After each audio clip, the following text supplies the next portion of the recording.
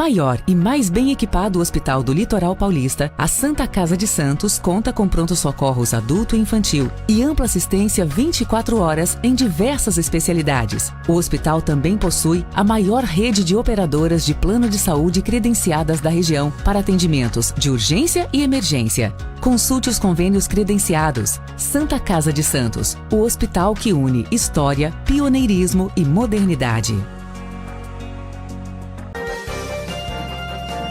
Começa agora Jornal em Foque. Apoio Santa Casa de Santos, cada dia mais completa. Olá, seja bem-vindo, seja bem-vinda. Estamos iniciando mais um Jornal em Foque. Muito obrigado pela sua audiência, muito obrigado pela sua presença. A gente sempre traz convidados muito especiais no Jornal em Foque, com pautas importantes. Quase 5 anos no ar, né? É um feito aí que a gente tem, trazendo mais de 1000 programas já realizados, também mais de quase 1000 convidados também dos mais variados assuntos, temas, e é claro, hoje vamos falar um tema importante, um tema social, uma cidade que tem um dos maiores PIBs do país, mas infelizmente ainda temos uma desigualdade social que merece ser olhada com uma lupa, não só em Santos, na Baixada Santista. A gente tem falado muito sobre isso. Santos tem 11% da população que vive em favelas e submoradias. Na Baixada Santista, 315 mil pessoas. Se fosse uma cidade, seria a 4ª maior cidade da Baixada Santista. Esse é o tema central do Jornal em Foque de hoje. Vamos trazer uma convidada muito especial. Ela é assistente social, pesquisadora, cinegrafista, transformou efetivamente o TCC dela, e eu falo muito sobre isso, trabalho de conclusão de curso, num projeto concreto, um livro aqui que eu mostro aqui para vocês, né? A Thaís Helena Modesto Vilar de Carvalho, que também está fazendo mestrado também na área de assistência social, fez o documentário Eu Não Tinha Condições de Pagar um Aluguel Decente. Recentemente participou, inclusive, do Profissão Repórter, num momento muito triste, ali no dique da Vila Gilda, aqueles incêndios lá em agosto do ano passado. Thaís, eu quero agradecer muito a presença, você é muito bem falada aí pelos professores, todos os especialistas e autoridades que lutam pela causa. Parabéns, muito obrigado. Ser jovem, aí a gente fica... eu não falei ainda, ela também é porta-bandeira, também tem isso também. Thaís, muito obrigado pela sua presença. Obrigada, eu que agradeço pelo convite, Fernando, estou muito feliz de estar aqui. Boa tarde a todos. Muito obrigado mesmo, Thaís. A gente tem, lembrando que você pode acompanhar o programa, esse programa está sendo gravado, mas pode acompanhar o programa nas nossas redes sociais, Facebook, YouTube, também Instagram, enfim, todas essas redes sociais aí que vocês estão acostumados, no nosso site bocnews.com, e reprise 5 horas da tarde na TV Com e no mesmo horário na Rádio Santos FM 92,5 MHz. Thaís, vamos começar a tua história, né? Você, quando escreveu o livro aqui, foi o seu TCC, né? Somente a Djamila Ribeiro, santista Djamila Ribeiro, hoje lá nos Estados Unidos, dando aula nos Estados Unidos, aí um orgulho da cidade de Santos, participou da banca da Djamila lá no Arte do DIC. Eu não tinha condições de pagar um aluguel decente. A política habitacional e urbana segundo a perspectiva das mulheres negras. Mas a tua história também tem muito a ver com essas histórias aqui. Sim. Como é que é, né? A gente fica orgulhoso quando a gente vê jovens aí, né, dando esse gás, essa continuidade aí nessas lutas e políticas públicas. Como é que foi? Conta um pouco quem é a Thaís Helena aí, né, para os nossos internautas, ouvintes e telespectadores. Bom, sou nascida e criada em Santos, né, na periferia da cidade de Santos. Morei por muitos anos no dique da Vila Gilda, né? Fui morar no dique da Vila Gilda em Palafitas, eu tinha 5 anos de idade. Uhum. E aí teve um processo de reassentamento. A minha avó foi contemplada com o conjunto habitacional. Esse conjunto habitacional foi construído no dique da Vila Gilda, né? No mesmo território. Foi uma obra da Coab, na época era o governo do Paulo Tavares Papa. João Paulo Tavares Papa. Isso. Uhum. E minha avó foi contemplada, a minha mãe já não tinha sido como uma família convivente, né? Porque é isso, as famílias crescem, têm filhos, casam e etc. Então nós ficamos nas palafitas, minha avó foi para esse conjunto. E aí depois de muitos anos, eu já tinha aí 18 anos, a gente retornou a morar com a minha avó nesse conjunto habitacional, né?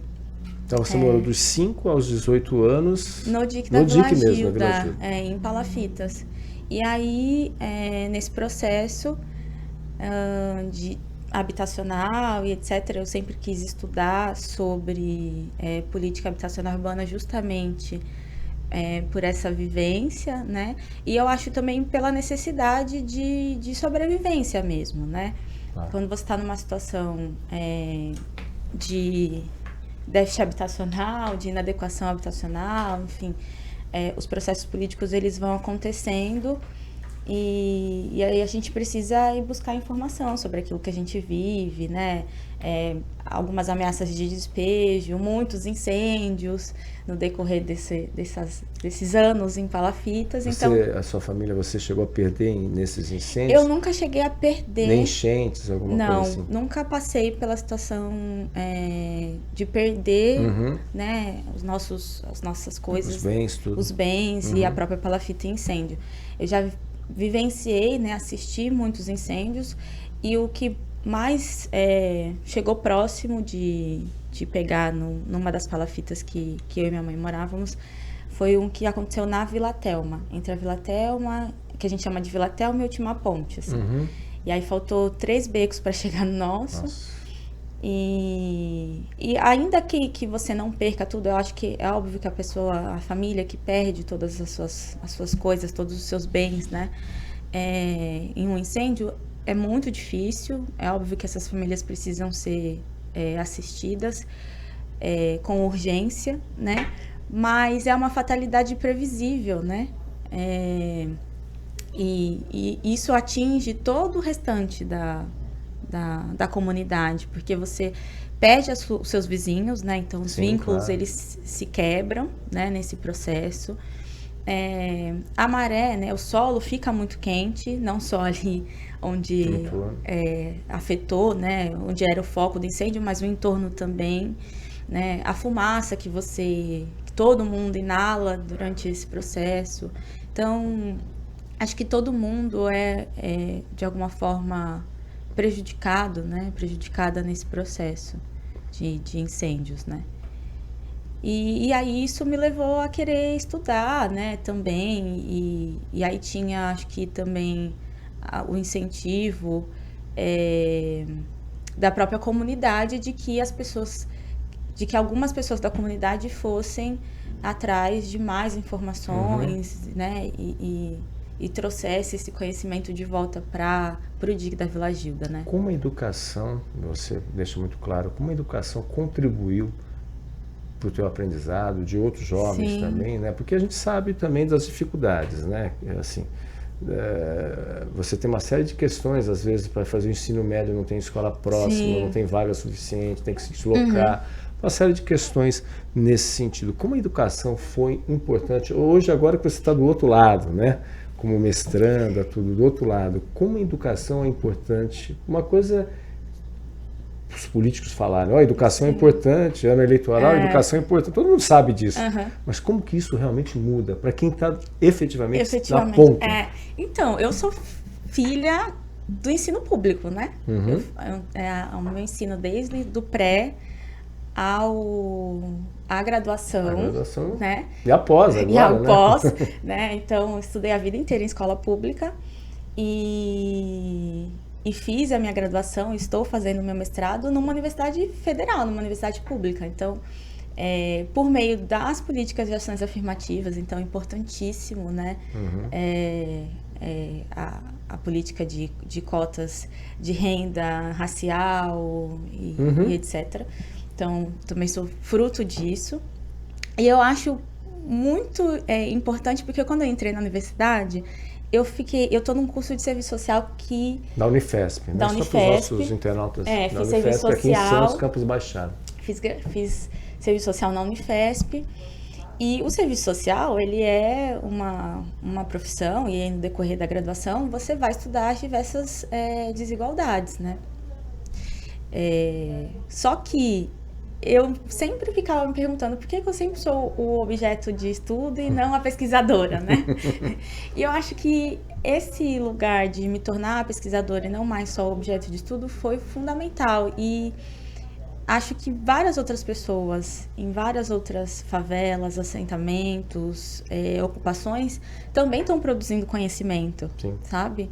E que precisam só ter o acesso ao direito básico, que é a educação de qualidade, gratuita e etc., para poder transformar esse conhecimento que já produzem nas suas comunidades, né, em ciência, né? Se o papel da ciência não for transformar a miséria do nosso país, não tem outro papel, né? Sim.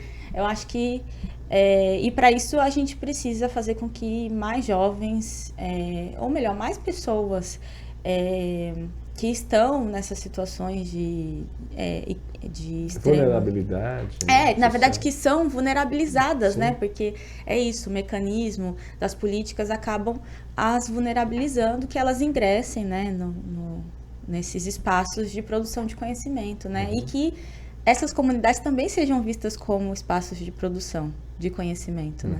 Sim, inclusive de empreendedorismo, de oportunidades, né? A força da mulher, né? Que é importante, que nem você resgata no seu livro, né? Então isso tem muito, essa clareza é muito importante. E aí eu te pergunto, Thaís, também nesse sentido, né? Todos, de forma geral, as escolas, a educação, tudo. Mas o que precisa, né? E essa é a grande discussão, né? Porque muitas vezes a associação que é feita de uma forma equivocada, e aí as políticas públicas colocam muitas vezes nas áreas periféricas mais a questão de segurança, né? E a gente sabe que longe disso, né? Muito longe disso, e aí há uma discussão, né? Sobre essa distância e oportunidades. Né? Eu imagino que vários colegas e colegas suas que estudaram com você, tudo, cada um trilhou caminhos diferentes, né? Até você, pela tua experiência, esses caminhos, o que mudou para você seguir um caminho e outros colegas seus, por exemplo, ficaram no meio do caminho, né? O que precisa de políticas públicas práticas para poder atender, né, a importância da família nesse sentido, né? Porque é muito fácil chegar né, a gente vê, né, hoje em dia, então, redes sociais, tem que não sei o que, tem que fazer aquilo, né, a violência e tal, mas essa origem, né, muitas vezes que acaba sendo esquecida, né, de falta de oportunidades. Sim. Como é que funciona isso, com esse teu olhar hoje como pesquisadora, esse olhar da sociedade, porque eu estou dizendo, só na região a gente tem 315 mil pessoas. Eu acho um absurdo isso, é um número escandaloso. E talvez seja até mais. Esse é o número, em tese, oficial que a gente tem do IBGE, para a gente ter um parâmetro, digamos assim, né? Mas, assim, o que fazer? Né? O que fazer assim, se a gente não tratar na base, a gente nunca vai resolver. Não adianta chegar quando há páginas policiais, a culpa... A gente sabe que muitas questões ali... na realidade, os grandes não moram ali, os grandes estão longe dali, estão em coberturas de luxo, alto padrão, enfim, só ver os escândalos que a gente tem visto aí cada dia, uma novidade. Exato. Então, Fernanda, eu sempre falo em todas as vezes que eu sou convidada para palestras, aulas, eu sempre falo assim, não existe essa coisa do ausência do Estado, porque aquela região ali o Estado é ausente. Não existe ausência do Estado. O Estado, ele está sempre presente, querendo ou não, né? Mas a diferença é como que ele está presente em determinadas áreas e como ele está presente em outras áreas, né? Então, quando a gente está falando que porque a favela ou o DIC da Vila Gilda, seja qualquer outra ocupação, ali o Estado está ausente. Não, ele está presente, só que ele está presente com policiamento, né? O Estado está presente quando ele decide investir milhões na revitalização do quebra-mar, ao invés de investir milhões no saneamento básico que não tem nas palafitas, né? Agora que parece que foi feita uma parceria com a Sabesp, com a prefeitura, que a gente torce para que dê certo, mas assim, quando a gente está falando de orçamento público, é claro que cada dinheiro tem uma destinação, tem uma rúbrica, não é tão simples assim, não é uma conta simples de eu tirar daqui e pôr para lá, mas também tem as vontades políticas, a gente sabe disso, né? A gente sabe o que dá visibilidade, onde a gente investe para dar mais lucro, né? E onde a gente não investe, porque também dá lucro não investir em determinadas áreas, né? Até politicamente. Politicamente falando, né? Criar os verdadeiros currais eleitorais. Exatamente. A gente sabe disso também. Então, essa coisa do Estado estar ausente não existe. Na verdade, o Estado está bem presente, né? Quando a gente está falando que há policiamento, que há operações policiais nessas comunidades, a gente está falando de uma política pública, que é a segurança pública e que ela é financiada, né? Agora, em relação às oportunidades, né? O tratamento, ele é diferente dessa polícia, você bem colocou, né? Quando a gente vê essas apreensões no Porto de Santos, quando a gente vê essas apreensões no Acapulco, no Guarujá, né? Enfim, condomínios de luxo que você pega aí não sei quantas toneladas de cocaína e de outras drogas e que ninguém sai letalizado, né? Não há letalidade nessas operações, né? Então, essa coisa a polícia tem que ter mais inteligência, eu não sei também, às vezes a gente coloca a polícia no lugar de não ter inteligência, será que também não é um projeto, né? Esse genocídio também de algumas populações, né? Pobres, porque veja, a gente não invade o Dique da Vila Gilda ou qualquer outra comunidade a gente invade com 100 policiais militares, mas a gente não tem 100 professores. Por que não invade com 100 professores o Dique da Vila Gilda, né? Por que não invade com 150, ao invés de 150 policiais, 150 assistentes sociais, né? Então, acho que vai também da gente escolher quais são as políticas que a gente quer investir. E aí isso é importante, porque não dá para depender só da família. A gente está falando de gerações, né? Tem famílias, né, nessas comunidades que já é a 6ª geração daquela pessoa naquela comunidade, sem acesso a várias outras políticas públicas, a não ser a política de segurança, que é dessa forma, né? E que eu, por exemplo, eu sou a primeira pessoa da minha família a ingressar no ensino superior. Então, né, ter a oportunidade de fazer uma graduação. E provavelmente, das pessoas que eu conheço, assim, do bairro ao redor, sou, talvez... Conta-se nos dedos. A gente está contando nos dedos, assim. Eu lembrei agora de 5. Literalmente, contam-se numa mão. Numa mão, uma mão, imagina quantos amigos. Exato, né? E cada um com destinos distintos. Diferentes. Alguns, infelizmente, nem estão mais aqui, muitas vezes pela violência do cotidiano. Então, eu acho que é isso, assim, não dá para colocar nessa chave do a família, do exemplo da família que tem em casa. Não que a minha família não tenha me dado base, não é isso, né? Mas a minha família não tinha noção do que era, de fato, uma universidade pública, por exemplo, né? Informação. Nunca foi uma direitos, nunca foi uma conversa em casa, né? Porque a realidade sempre foi outra, né? A história de vida, o histórico de vida delas é outro, né? Eu falo delas porque minha família é majoritariamente e hoje composta unicamente por mulheres, né? Olha aí. Então... Força da mulher. Não é à toa que Santos tem 40 mil mulheres a mais que homens. E a família da Thaís tem... E a comunidade onde eu cresci, que é o Dique da Vila Gilda, é uma comunidade majoritariamente de mulheres, né? Então eu vi muitas mulheres militando nesse período, nesse processo, para segurar a sua palafita assim, na unha mesmo, né?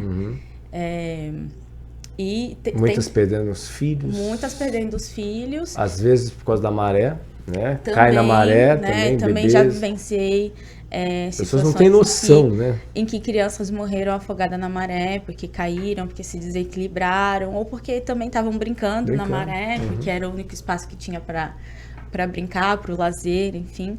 Então, são mulheres que eu vi se envolvendo em processos políticos, tentando acessar conselhos, tentando formar associações, buscando, por exemplo, Maria do PT, que é uma moradora muito antiga do Dique da Vila Gilda, que foi para São Paulo numa época assim, não era nem nascida, 1980, para tentar taxa social de luz. Sendo que a palafita dela era a única palafita que não tinha luz. Nossa. No beco inteiro, porque não conseguia chegar. Então, assim, são histórias, né, de busca por direitos básicos, né? A gente está falando aqui de direitos básicos. Água, luz, saneamento básico. Sim. E moradia digna, né? Acho que ninguém está exigindo mais do que é realmente necessário para se viver com o mínimo de dignidade, né? Sim. E então essas mulheres e muito pequenas, já vendo essas mulheres, né, se organizarem em busca de direitos mínimos, me fez também ir atrás, por exemplo, da universidade. E aí eu acho também importante dizer que algumas dessas mulheres, por exemplo, a Diná, a Solange, elas foram em manifestações reivindicando um campus de uma universidade pública aqui. E aí hoje eu poder estudar nessa universidade pública em que mulheres como elas e várias outras... Maria Ângela Duarte, a gente tem que ressaltar quem foi Maria Ângela Duarte, que deu nome ao campus, inclusive merecidamente, né, que foi uma batalhadora, não só ela, mas ela, Maria Lúcia Prandes, mas a Maria Ângela pegou essa bandeira da universidade pública. E aí eu hoje se eu estou onde eu, né, consegui estar e pesquisando, transformando a pesquisa em livro, fazendo o mestrado em Serviço Social e Políticas Sociais, eu sempre falo para elas assim, eu sou fruto das lutas travadas por vocês. Sim. Né? E aí hoje também me faz ser uma outra profissional, ter um outro olhar também, né? Quando eu atendo, eu estou agora do outro lado, mas eu sei também como que é estar, né, do lado. Sim. Do munícipe que chega e fala, da mulher que chega, munícipe chega e fala, olha, minha casa tá sem água, né, tá rachando, tô com medo da casa desabar e eu perder meus filhos, né, então isso não que a vivência supere a técnica, sabe, também não acho isso, acho que as duas têm que andam juntas, assim, né. Não, é importante esse teu depoimento de alguém que hoje pesquisa, hoje trabalha, conhece muito, mas dos 5 aos 18 anos viveu efetivamente o dia a dia, aquela preocupação diária, se quando chegar em casa será que um incêndio, exatamente, né, essa chuva forte, será que minha casa vai estar lá? Vai estar lá, imagina isso, né, essa preocupação, vai para a escola, volta, olha, né, imagina situações, né? E quando você não tem, aí eu acho importante ressaltar, né, a gente não quer mais que Thaís ou que outras sejam uma exceção, né? Exatamente. Acho que isso. A gente precisa ampliar isso. E eu entendo também que quando você está numa situação em que você é extremamente vulnerabilizada, é muito difícil que a pessoa consiga vislumbrar uma perspectiva de futuridade diferente daquilo, né? Então, você pensa, uma mãe que está preocupada se ela vai voltar para casa e a palafita dela vai estar lá, ou se a palafita dela pegou fogo, ou se a palafita dela caiu. Essa mulher não tem condições de pensar em sentar para fazer um vestibular. Sim. Né? Assim, Às vezes o marido vai embora, muitas vezes. Então, às vezes é mãe... mãe solo, né? E às vezes é mãe ou alguma criança, algum filho com alguma, né, deficiência também. Enfim, são várias situações. Que aí que é abandonada de vez mesmo. Mas até, às vezes, a própria criança, numa situação... a criança, adolescente, né? Numa situação de palafitas, ela não consegue realmente ter cabeça para pensar, ela tem cabeça para sobreviver. O que eu preciso fazer hoje para sobreviver? E às vezes o que eu preciso fazer hoje, a única alternativa é realmente, às vezes, ir pro o lado mal da força. tráfico. O lado mal da força isso, que eu né? chamo. Mas eu acho Que é uma coisa rápida, uma coisa fácil, né? E tentadora, muitas vezes, pela facilidade. Exatamente. Então, por exemplo, você tá com fome, né, Fernando? Se eu colocar uma banana aqui pra você e eu botar uma maçã lá do outro lado da rua, você vai comer o quê primeiro? A maçã do outro lado da rua, você vai querer né? Assim, tô dando um exemplo meio pitoresco, meio, né? Sim. Mas é porque é o que é oferecido, né? O que está na porta de casa. O que está na porta de casa é a relação da venda, né, e compra de drogas. E o que está no outro lado da cidade, por exemplo, eu que atravessava a cidade para poder chegar na Unifesp, né? Por isso que eu sou muito, assim, contra a meritocracia, né? Porque não é porque eu consegui que todo mundo, se eu conseguir, todo mundo consegue. A história não é... Não. Cada história é uma história Não é bem individual. assim, né? E inclusive porque para ter tráfico no varejo, precisa ter atacado, né, Fernando? Sim, claro. Não existe milagre, a verdade é essa. Mas aí você tem outras camadas, né, da sociedade aí também que se beneficiam. Na realidade, eu sempre falo, ali é a parte mais baixa dessa pirâmide, é a base dessa pirâmide. É a base dessa pirâmide, a gente sabe como é que funciona isso. Até uma curiosidade, a gente entrevistou o que foi comandante da PM, então ele tem uma visão muito social desse aspecto. E ele comentou no programa, uma operação aí desses jovens, né? E aí ele viu assim, isso ele comentou no programa, inclusive, onde você está sentado aqui. Ele falou, eu falei com vários jovens, pelo menos 2 jovens nunca tinham ido à praia, lá no DIC da Vila Gilda. São jovens em Santos que nunca conhecem não conhecem a praia, não vão à praia, porque o mundo deles é aquele mundo deles, né? E o pior, quando a gente esteve entrevistando também educadores aqui, a preocupação, especialmente de jovens, Thaís, que falam assim, a melhor coisa que eu faço é dormir, né? Qual é a perspectiva? Eu não sei o dia de amanhã, não sei o que eu quero ser amanhã. Imagina um jovem que não tem perspectiva, o que você vai esperar desse jovem? Sim. Né? Então você deve ter se deparado, não é o seu caso, que você, né, levantou levanta a poeira, sacode, né? Aquela a música, você que é do samba, né? Samba, levanta, sacode a poeira e dá a volta por cima, né? Literalmente isso. Mas assim, infelizmente é uma realidade, né? De muitos jovens, falam assim, qual é a perspectiva? Eu não tenho perspectiva, tá bom, tá tudo bem. Eu acho que entra no campo... Não tenho chance de subir. Né? E eu acho que entra muito no campo do direito à cidade. Eu tenho visto agora algumas escolas que têm, escolas públicas do município, que têm levado as crianças à praia. Isso é fundamental. Né? Tinha um programa em Santos, da prefeitura, aqui da Secretaria de Educação, não sei se está mantido, mas tinha um programa... E eu achei isso muito legal, assim, né? Porque eu acho que entra justamente no campo do direito à cidade, né?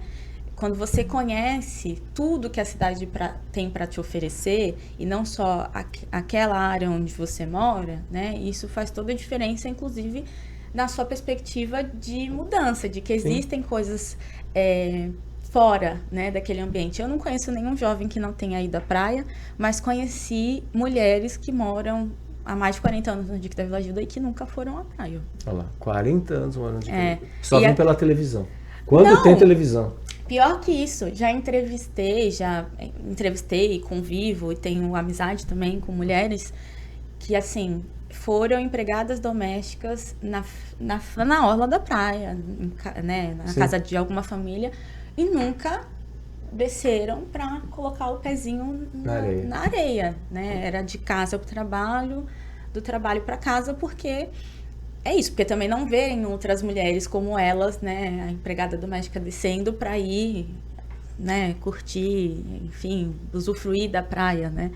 Então, também tem isso, né? E eu acho, pensando assim, em todas as minhas experiências, quando eu saí também um pouco de Santos para ir trabalhar em outras cidades, também com habitação, eu fiquei pensando muito como não é o tamanho da cidade, porque Santos não tem área insular, tá?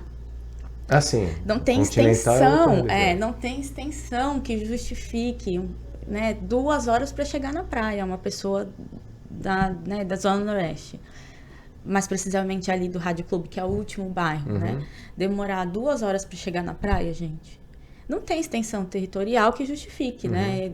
Em menos de 2 horas você chega no Jabaquara, São Paulo, assim, né? Sim, claro. Então, depende do trânsito, então 1 hora. Exatamente. Então, a gente está falando de uma cidade que não tem extensão que justifique tamanha demora, mas eu acho também que é isso, todas as cidades acabam tendo a sua periferia e, né, e as áreas privilegiadas, né? Sim. Que têm acesso aí a tudo que a cidade tem para oferecer. E sempre vão ter, em todas as cidades, eu acho que é isso que eu queria, né, notei nas minhas experiências, que todas as cidades, elas acabam tendo mecanismos que a periferia, independente do tamanho, não consegue acessar as áreas nobres, assim, né? A não ser que seja para trabalhar. Verdade mesmo. Só ver aí várias e várias escolas de Santos. Se a gente for fazer um pente fino mesmo, você vê várias mães trazendo seus filhos para deixar nas escolas aqui. Aí elas vão trabalhar muitas vezes em casas de família, né, em bairros nobres, e boa parte desses alunos são de outros municípios. Se a gente for pegar, é que esse número assim, é até complexo, porque você muda a logística tudo dessas mães também, porque elas saem cedo, e aí depois vão pegar, por isso que é importante a escola em período integral. Às vezes na cidade onde elas moram não tem escola em período integral, não tem ninguém para pegar essa criança. Enfim, é uma realidade e a gente tem que constatar isso nesse sentido. Thaís, a gente vai para um rápido intervalo comercial e voltaremos aqui no segundo bloco aqui do Jornal em Foque. Estamos apresentando o Jornal em Foque.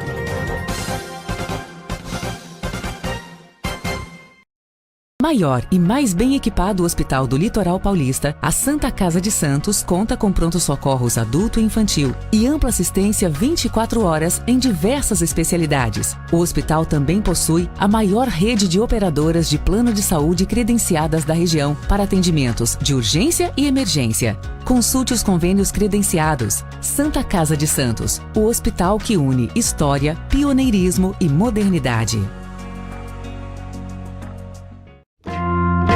Você quer receber notícias do Boc News no seu celular e e-mail? É fácil. Acesse bocnews.com e inscreva-se para receber a edição digital do Boc News no seu final de semana. E para receber também o boletim diário, resumo do dia, sempre de segunda a sexta, envie uma mensagem pelo WhatsApp 13 99123 2141. Fique bem informado, receba sempre conteúdo de qualidade, a credibilidade do Boc News.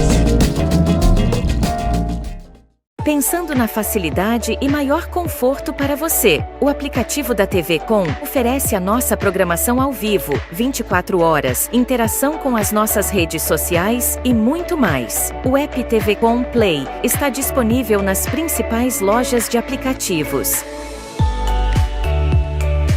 TV Com, interagindo com você.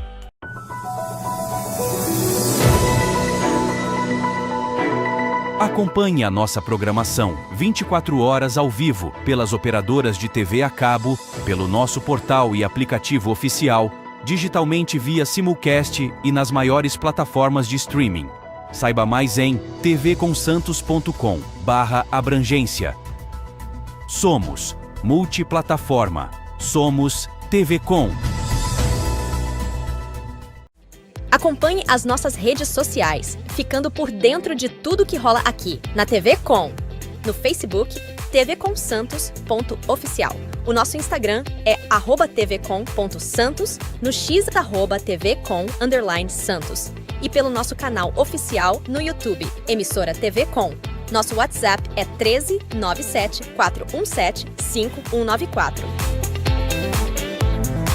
TV Com, interagindo com você. Acesse o portal da TV Com e acompanhe a nossa programação 24 horas ao vivo, interaja com as nossas redes sociais e fique por dentro das últimas notícias em nossa região, do país e do mundo. Confira também os nossos programas e conteúdos especiais. tvconsantos.com. TV Com, interagindo com você. Voltamos a apresentar Jornal em Foque.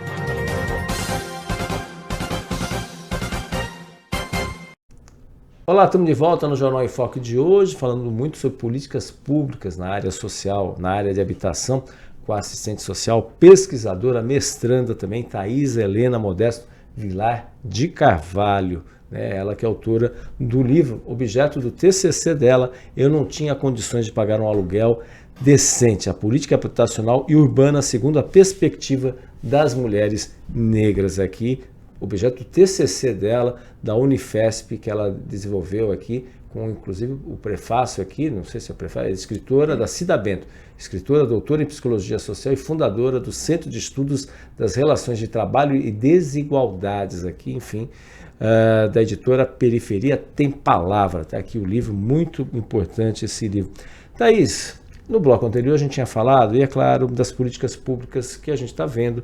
Santos, com a questão do Parque Palafitas, deve entregar nas próximas semanas aí o Parque Palafitas, são 60 moradias, que ela tem uma pegada diferente, porque você realiza na própria comunidade, né? O empreendimento está sendo realizado na própria comunidade, ali no DIC da Vila Gilo. Diferente, por exemplo, do que aconteceu no Tancredo Neves, também recentemente, que centenas de famílias foram deslocadas nesse sentido. Um outro empreendimento também vai passar pelo mesmo processo da Vila Sapo. Sim. Ali na Vila Sapo também, que vai ser praticamente vizinho. Ainda que muitas famílias tenham saído daquela comunidade da Vila Sapo, ali na ponta da praia, mas vai ser entregue, tudo indica também que vai ser entregue, já foi entregue aí, a previsão era final de 2025, mas enfim. Qual é o correto? Você com essa visão social, essa questão do deslocamento ou você manter raízes onde a comunidade já está inserida? Olha, eu acho que com certeza manter a comunidade no território em que ela já está inserida, né? Mas assim, esse processo do Parque Palafitas, é importante a gente retomar alguns pontos para não fazer a crítica de maneira infundada, né? Há muitos anos, a própria comunidade já criticava o modelo, tanto o modelo predial, como o deslocamento físico involuntário, ou seja, as emoções, né, os despejos e levando para outros territórios. Primeiro porque, diferente de alguns outros direitos que já são universalizados, né, ou que tem isso como princípio, por exemplo, se eu chego na policlínica, por mais que não tenha remédio, ainda assim eu vou pegar o remédio de forma gratuita, certo? Né? A educação, ainda que com todos os percalços e todas as dificuldades, como a gente falou no primeiro bloco, eu vou acessar de maneira gratuita. E a habitação no Brasil é a única política em que é inserida num processo de mercado, né? Então, quando a pessoa recebe uma habitação de interesse social, né, ela entra num financiamento, ela entra numa dívida, né? Seja com a CDHU, seja com a Caixa Econômica Federal, mas ela entra numa dívida. Ora, essas famílias, elas moravam nessas ocupações justamente porque elas não tinham condições de pagar um aluguel, né? Ou pagar um financiamento de uma casa, né? Então, quando ela recebe essa moradia, esse HIS, se trata, na verdade, continua sendo uma propriedade privada, que também pode ter especulação imobiliária, que também ocorre uma série de gentrificação. Então, por exemplo, eu construo um conjunto habitacional. Esse conjunto habitacional, geralmente, ele não vai ser construído nas áreas abastadas, né? Então, eu não vou pegar pessoas da Zona Noroeste e vou construir um conjunto habitacional no Macuco, por exemplo, certo? Geralmente, o Estado constrói esses conjuntos habitacionais num lugar ainda mais distante. Como o Tancredo Neves, um exemplo. Como o Tancredo Neves. Por quê? Porque o solo é mais barato. Que é São Vicente. Né? Por uma série de coisas. Quando eu levo esse conjunto habitacional para um lugar ainda mais distante que não tinha nada, porque é justamente isso, não tinha escola, não tinha outras políticas públicas, mas também não tinha supermercado, muitas vezes, né? Não tem comércio, etc. Quando eu levo, eu tenho que levar com uma série de infraestrutura urbana. Então, eu tenho que levar junto a pavimentação, eu tenho que levar junto a iluminação pública, eu tenho que levar junto uma série de infraestrutura urbana. Quando eu levo, aquele território fica mais caro, tanto para quem foi, como para quem já estava ali, que é o caso do Tancredo, né? É o que a gente chama de gentrificação. Essa família não consegue arcar com os custos da habitação, né? Então, água, luz, mais a prestação da casa. Vamos lembrar que, geralmente, essas famílias elas são compostas por um adulto e várias crianças, então só uma pessoa adulta teria a possibilidade de renda. A gente não tem uma política habitacional, isso é nacional, tá? Vinculada a trabalho e renda, então a inserção dessa família, embora hoje a portaria 75, não só hoje, mas há algum tempo já vem se discutindo que o trabalho social e habitação tem que discutir sim renda, mas a gente não tem um programa, né, qualificado mesmo, robusto, que insira essas famílias que foram para o conjunto habitacional no mercado de trabalho, né? Então elas não conseguem se manter ali, porque gentrificou, especulou, ficou mais caro, elas tentam retornar. Ou elas tentam retornar para a mesma ocupação de origem, e muitas vezes não conseguem, porque aquele lugar já está ocupado por uma outra pessoa, porque a gente não tem também um mecanismo de congelamento eficiente daquela área, né? Então eu tirei 20 famílias hoje, eu vou dar um jeito de não deixar ocupar de novo, a gente não tem, né? Esse é um problema sério. A gente não tem isso. Bem pelo contrário, a gente tem barracos, que chamam de barraco com cadastro, barraco sem cadastro. Você sabe o que é isso? Barraco com cadastro é o barraco que tem possibilidade de ser atendido em algum dia um conjunto habitacional. Esse barraco com cadastro ele é mais caro. Por quê? Porque o cadastro deveria ser da família, não deveria ser do barraco. Sim. Né? Deveria ser intransferível. Mas, enfim, são coisas que a Coab Santista poderia, né, ali mudar esses mecanismos, mas ainda não mudou. Pois bem, por Tancredo foram 1.101 famílias. Nossa, 1.101. É muita gente. Famílias, não é pessoas. Tá? Bota aí 5.000 pessoas. De Santos, do Dique da Vila Gilda, para o Tancredo. A princípio, foi feita uma lista de convocação. Muita gente não quis ir para o Tancredo e foi extremamente julgada. Você não quer sair de Palafita? Você não quer sair de uma condição de risco de incêndio para ir para o Tancredo? Não. Por quê? Porque a condução em São Vicente é mais cara. Emprego, né? Porque emprego é muito mais difícil em São Vicente. São Vicente é uma cidade que ela é precarizada, inclusive pelo capital santista, né? Uma vez eu ouvi uma entrevista e falaram, porque tratam São Vicente como se fosse o quintal da cidade de Santos. E às vezes é mesmo, assim, né? Esse lugar de extrema periferia, né? São Vicente. Então, a mesma ilha e a área mais periférica. E a área mais periférica. Então, assim, o IDH é mais baixo e etc. Então, é óbvio que as pessoas do Dique da Vila Gilda em Santos, mesmo numa situação de extrema vulnerabilidade, não queria ir para uma outra área que é muito mais vulnerabilizada, que é o Tancredo em São Vicente. Fora os conflitos de vizinhança, porque a galera que já está no Tancredo há anos também, eram moradores de São Vicente, também não foi comunicado assim, olha, vai chegar mais 1.101 vizinhos aí para vocês, tá? Que vocês vão ter que dividir aí o único postinho de saúde que tem mais próximo, que vocês... Não foi. Então, assim... E aí, como ninguém queria ir, passou-se a não ter mais a lista. Então, agora vai quem quer, né?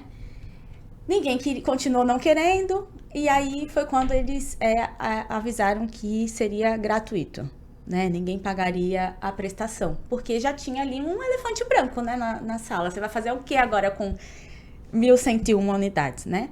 E aí, com essa gratuidade, aí sim, algumas pessoas do Dique da Vila Gilda se viram numa situação de, eu acho melhor a gente ir, até porque a gente não sabe quando que a gente vai conseguir ser contemplado em Santos, né? Então, vamos para lá. E algumas pessoas foram, e pessoas, assim, que saem do Tancredo, vêm de bicicleta e passam o final de semana no Dique da Vila Gilda, porque é onde se criou vínculo, laço, criou os filhos e etc, né? Conheço muitas que estão fazendo isso porque é onde você tem a vivência. Bom, enfim. Eu acho que o PAC Palafitas, ele vem numa direção de, se por muitos anos vários governos municipais falaram pra gente que era impossível ficar. É impossível ficar porque é a área da União. É impossível permanecer porque é a área de preservação ambiental. Então tem isso, é a área de preservação ambiental permanente, a APP.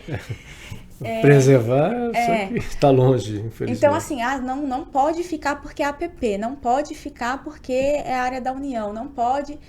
E, assim, tudo isso, eu estou falando aqui, fazendo a crítica, mas a gente tá fazendo com base técnica, tá? A gente sabe que é APP, a gente sabe também que uma parte era para ser destinada a dizeis e não foi, enfim, a gente entendeu todo esse processo, e aí eu acho que é também difícil, enquanto gestor, bancar um processo de ficar numa APP, mas ok.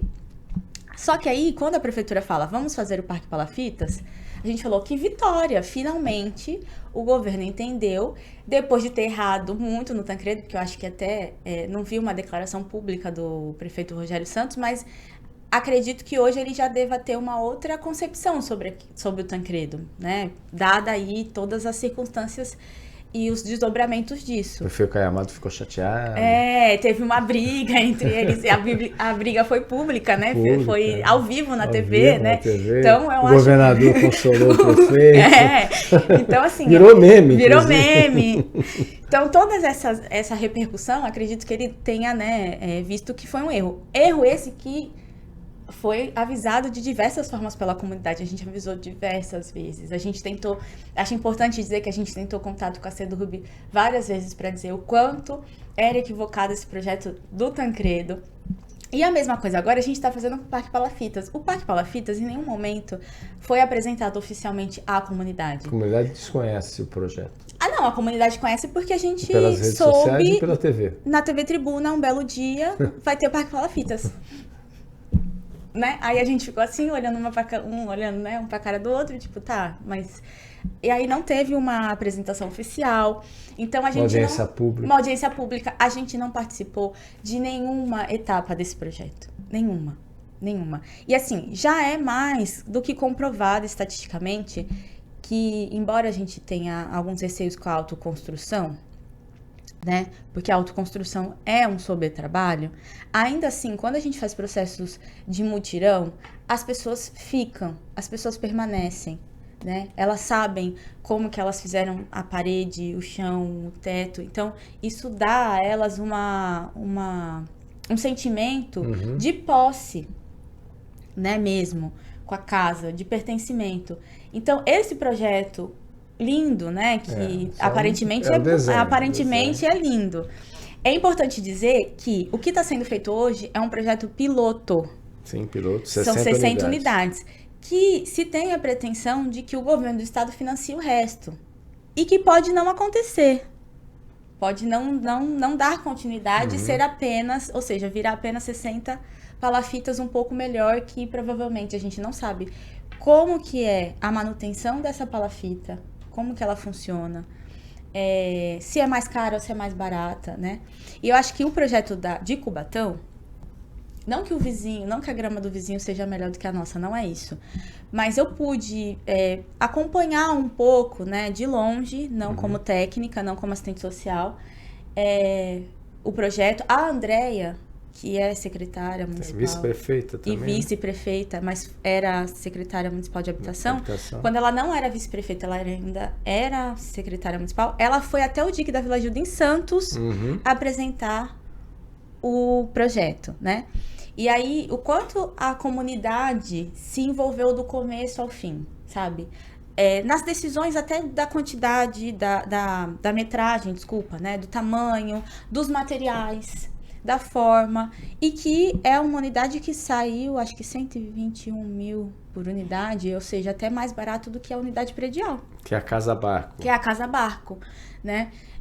Que é um modelo muito parecido com a Fuá, no Pará. Não sei se vocês já ouviram falar, que é uma cidade inteira de palafitas. Qual a cidade? Afuá, no Pará. E lá tem alguns problemas, algumas desigualdades sociais, mas elas vêm muito mais da distância, né? Das pessoas terem que pegar barco, 3 dias de barco, para acessarem universidade, né? A questão do trabalho, enfim. Só que lá é uma comunidade inteira de palafitas, com saneamento básico, com rede de esgoto, com água, com tudo. Tem mobilidade urbana, né? Então, a escola lá é de palafitas, o posto médico é de palafitas, tudo é de palafitas. Que é um modelo que a gente queria que fosse implementado aqui, né? Então, o que a gente ficou sabendo foi pela TV, que era um projeto, que ia ser o projeto piloto, que o governo do estado ia tentar que o governo do estado financiasse o restante. aproximadamente 40 mil famílias, porque o IBGE coloca 10 mil há mais de 20 anos, que o IBGE coloca, desde os anos 2000, o IBGE coloca 10 mil famílias no DIC da Vila Gilda. E a gente tem que considerar que o IBGE trabalha com amostra em todos os municípios e naquilo que eles chamam de subnormais, que agora mudou o nome, mas enfim, até então era subnormais, é a amostra da amostra. Então, provavelmente, seja muito maior esse número. Por quê? Porque nós temos o caminho São José e o caminho São Sebastião. E, aproximadamente, juntando os dois, dá 600 e poucos becos. Nossa. Cada beco tem, em média, 30 a 40 barracos. Nossa. 30 a 40 palafitas. Então, assim, você 60, entra em beco, 30, tem becos que a gente chama até de beco cidade, né? Porque você entra no beco, o beco não acaba, né? Então, a gente está falando de 600 becos, quase de 30 a 40 famílias, né? Então, é muito mais de 40, né, de 10 mil. Então, aí a gente bota aí uns 40 mil famílias. Não, muita gente. É muita gente para 60 unidades, que é um projeto piloto. E que quem desenhou foi o Jaime Lerner, né? O escritório do Jaime Lerner. Inclusive, pelo que eu entendi, tem uma funcionária na Secretaria de Desenvolvimento Urbano de Santos que veio desse escritório também para a implementação desse projeto, já que é do escritório, né? Já que o escritório doou. E aí a gente está na verdade, sem se envolver, né? Algumas famílias até já entraram, né? Parece que vai acontecer uma parceria, já aconteceu com a assistência social para indicar quais são as 60 famílias. Os critérios, etc. E deve ser muito difícil aí, não puxando sardinha, né? Mas vou aí saudar as assistentes sociais, porque você escolher no meio de 40 mil famílias quais vão ser as 60 que vão receber o projeto piloto, deve ser tecnicamente muito difícil. Mas é isso, eu acho que a comunidade, ela esperava, mesmo que fosse 60, que nem todo mundo fosse contemplado, ela esperava o quê? Que pessoas como o piloto, que inclusive foi citado no debate, o Rogério Santos citou o piloto O piloto que eu digo agora não é o projeto piloto, o piloto é um morador de muitos anos do DIC da Vila Gilda que é quem constrói as palafitas. E não só ele, tem outros, né? Tem o Pita, tem vários outros que constroem palafitas, ou seja, que são especialistas, né? Dentro, claro, daquilo que se tem de material para construir, que constroem palafitas. E, por exemplo, a gente não poderia ter empregado, né? Homens que constroem palafitas do DIC da Vila Gilda para fazer o projeto... Parque Palafitas. O projeto piloto do Parque Palafitas, né? Então, é isso. Acho que a comunidade esperava um processo participativo. Ser ouvida. Democrático. Ser ouvida. É importante teu depoimento, Thaís. É importante porque você vivencia, você convive, né? Você, ainda que tua vida está, né? Que é gentilmente também a Thaís hoje é assistente social em Peruíbe, lá no Litoral Sul, concursada lá, né? Então, até agradecer também lá a prefeitura também, a Secretaria de Habitação, que me liberou. Liberou também a Thaís para poder participar aqui conosco também nesse sentido. Importante, então, essa declaração de alguém que vivencia, convive, conhece e conversa com as mulheres das comunidades. Thaís, a gente vai para um rápido intervalo comercial, rapidíssimo, a gente volta no último bloco aqui do Jornal em Foque. Estamos apresentando o Jornal em Foque.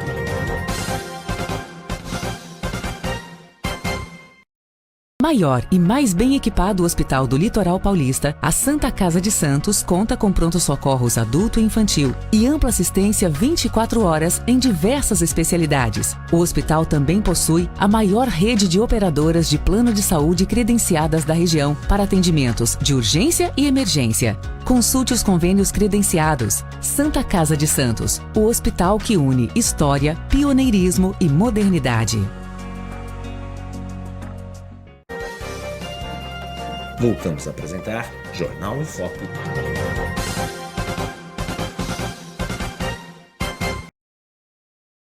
No Enfoque de hoje, trazendo como convidada a pesquisadora, assistente social também, mestranda Thaís Helena Modesto Vilar de Carvalho. Está dando aqui, ela que viveu aí durante um bom tempo, de 5 aos 18 anos, ali no DIC da Vila Gilda, gravou um documentário, inclusive o Felipe tem aí um pequeno trechinho desse documentário que está disponível nas redes sociais, que foi também um dos objetos do TCC, o trabalho de conclusão de curso da Thaís, que foi ali na Unifesp. Mudança de vida.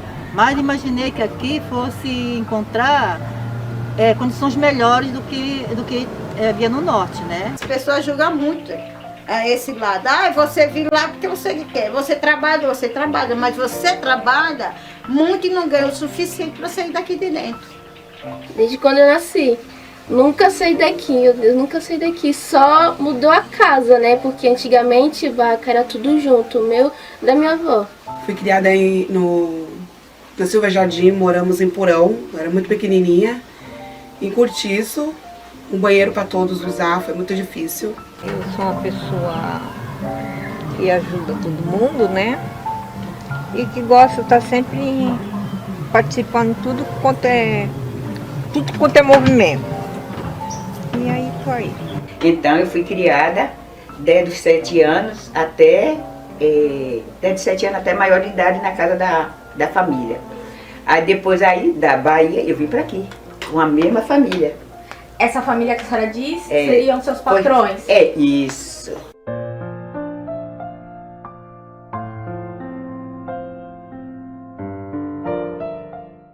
Muito bem.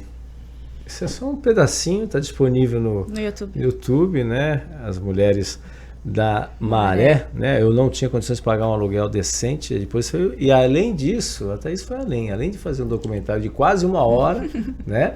Que nem havia, não tem essa obrigação. Você que quis fazer esse documentário, né? Foi porque eu queria que a comunidade soubesse, né? Se visse, enfim. E aí, das 9 mulheres entrevistadas, das 10 mulheres, das 9, 8 não sabiam ler nem escrever. Olha.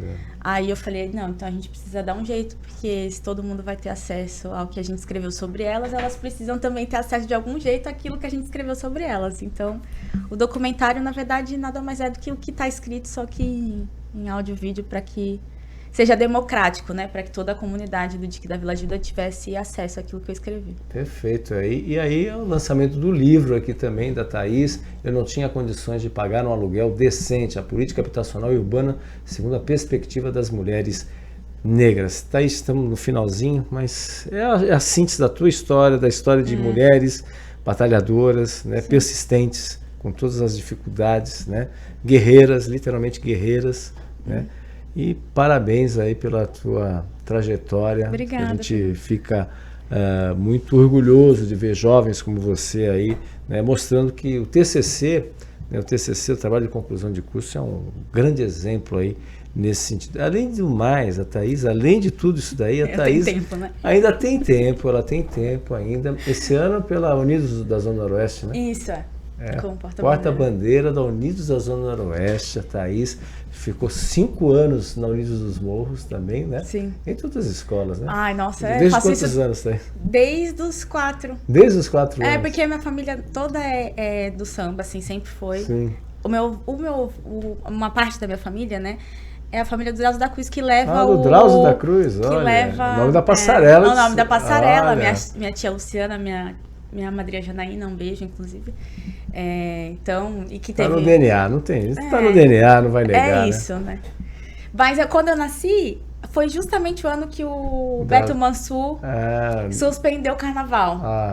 Em Santos. Aí eu tive que esperar 4 anos da minha vida pra poder prevenir.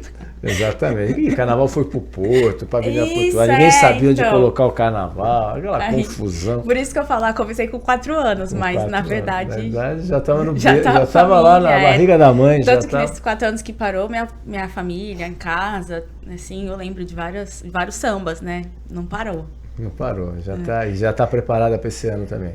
Já estamos nos preparando pro ano que vem, né? Agora em 2026, 2026, né? E a gente a gente mal acabar a gente já tá pensando no próximo. Exatamente, aí carnaval chegando também, agora em 2026, aí obviamente a Thaís na Unidos da Zona Noroeste, que voltou, né? Voltou, né? Não, na verdade não. Tá tentando voltar pro grupo ainda especial. Não voltou ainda. Mas a gente tá brincando lá que a gente já é nosso. título já é nosso, a gente já voltar subiu. Para a elite do Carnaval Santista. Só nessa escola ou ainda... Não, só já tá bom, né, gente? Não tem... Só não nessa dá. escola aí. Já é muito, né? Tá certo, muito bem, querido. Muito bem mesmo. Thaís, infelizmente, chegamos ao final. Passa muito rápido, viu? Nossa, muito. Thaís estava nervosa aqui, falou, calma, vai dar tudo certo aqui. Thaís, muito obrigado pela sua presença, um prazer te conhecer aí. Você é uma grande referência aí, muitas pessoas falando sobre você. Eu falei, eu preciso falar com a Thaís, e gentilmente a Thaís está aqui falando conosco, dando uma verdadeira aula de quem está do outro lado do balcão. Hoje ela, como assistente social também, né, e ela conhecendo, né, ouvir a voz da população que vive na periferia, né? Acho que tem que dar voz e vez também, né, dos direitos, das lutas, das conquistas, uma sociedade mais justa. Ainda mais eu falo Santos, porque eu sempre falo Santos, dados do IBGE, a gente tem aí 2 em cada 3 habitantes são brancos. Aí a gente tem a questão também da raça também, que é importante nesse aspecto. E você falou do DIC da Vila Gilda, né? Do Jardim Rádio Clube, só para a gente ter uma ideia, tem mais ou menos 17.300 moradores lá no Rádio Clube, né? E mais da metade população, né? Não, população, isso no Brasil, né? No Brasil, 16 milhões de pessoas morando em favelas, e desses 16 milhões, 72% são pessoas negras, né? Negras, que E Santos não vai ser diferente, né? Muito em relação Hoje eu tenho no mestrado, né? Eu tenho estudado, o meu tema de pesquisa é cidades antirracistas, né? Então, como fazer com que a cidade não tenha mais essa divisão de bairros majoritariamente brancos e bairros majoritariamente negros, né? Como fazer com que a cidade seja plural, diversa, né?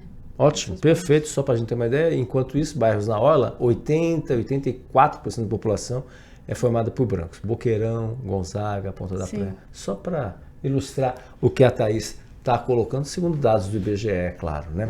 Thaís, muito obrigado. Sucesso, um bom ano para você, um feliz ano de sucesso, de glórias aí. Você tem se dedicado bastante. Eu trabalho lá em Peruíbe também, desafios também numa cidade também, que é a última cidade do litoral sul aqui da Baixada Santista. Sim. Parabéns, querida. Obrigada mesmo. Nós que agradecemos aqui a Thaís Helena Modesto Vilar de Carvalho, assistente social, pesquisadora, mestranda, e quando tem um tempinho ainda é porta-bandeiras aí da Unidos da Zona Noroeste. Queria agradecer a sua presença, a sua participação. Lembrando que você pode acompanhar nosso programa a qualquer momento nas nossas redes sociais e a reprise, 5 horas da tarde, na TV com Santos e no mesmo horário, na Rádio Santos FM 92,5 MHz. Tenham todos um ótimo dia e até o próximo Jornal em Foque. Tchau, tchau. Maior e mais bem equipado Hospital do Litoral Paulista, a Santa Casa de Santos conta com pronto-socorros adulto e infantil e ampla assistência 24 horas em diversas especialidades. O hospital também possui a maior rede de operadoras de plano de saúde credenciadas da região para atendimentos de urgência e emergência. Consulte os convênios credenciados. Santa Casa de Santos, o hospital que une história, pioneirismo e modernidade. Você conferiu Jornal em Foque. Apoio Santa Casa de Santos, cada dia mais completa.